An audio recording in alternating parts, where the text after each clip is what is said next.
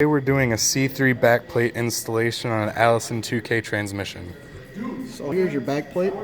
The side with the tabs are going to go down on top of those springs, as you can see here. There's 3 of them, and there's 3 bigger spacers on the backplate.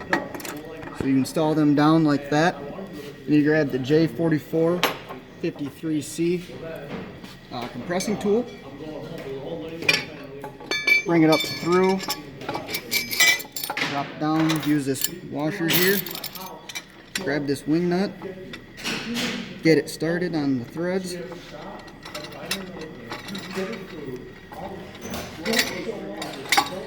And then bear with me here, this takes a minute to get it all the way down.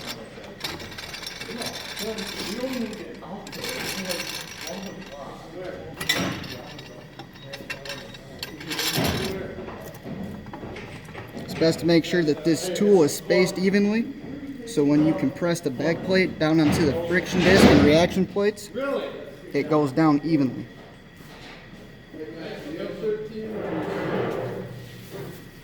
Once you get it down past all of these ridges here where your snap ring goes in, you can now begin to install the snap ring.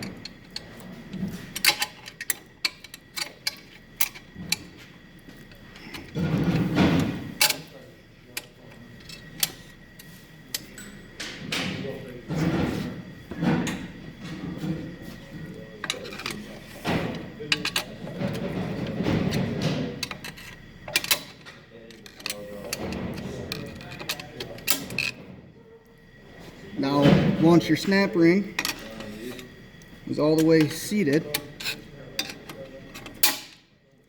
you back the spring or the compressing tool out, and your C3 backplate is installed.